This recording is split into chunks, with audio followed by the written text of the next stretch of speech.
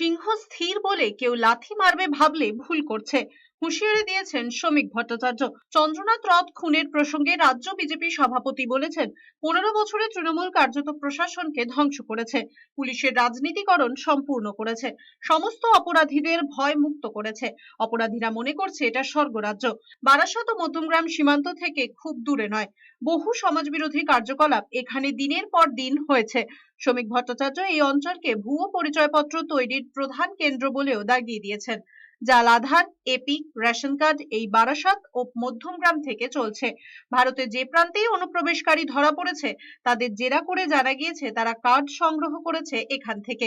সেই কারণে এটা স্পর্শকাতর অঞ্চল। শ্রমিক ভট্টাচার্যের কথায় দুষ্কৃতীরা মঙ্গল গ্রহ থেকে এসে মারেনি। এত বড় যখন পরিকল্পিত হত্যাকাণ্ড হচ্ছে তখন স্থানীয় দুষ্কৃতীরা বা স্থানীয় নেতারা জানতেন না এমন ঘটনা আগে ঘটেনি।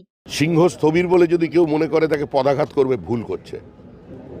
আমরা তৃণমূলের ভাষায় কথা বলতে জানি, কথা বলতে পারি, কিন্তু তাও বলছি না, বলবো না, এটাই হচ্ছে আমাদের স্ট্যান্ড। কিন্তু এই যে ঘটনাটি ঘটলো, যার সঙ্গে রাজনীতির দূর দূর পর্যন্ত কোনো সম্পর্ক নেই, তিনি একজনের আত্মসহায়ক, একজন অরাজনৈতিক ব্যক্তিত্ব, প্রাক্তন একজন সেনা কর্মী, আজকে তাকে এভাবে পয়েন্ট ব্ল্যাঙ্ক রেঞ্জে গুলি করে মারার উদ্দেশ্যটা কি? এটা সম্পূর্ণভাবেই একটা পরিকল্পিত প্রতিহিংসাজনিত রাজনৈতিক হত্যাকাণ্ড।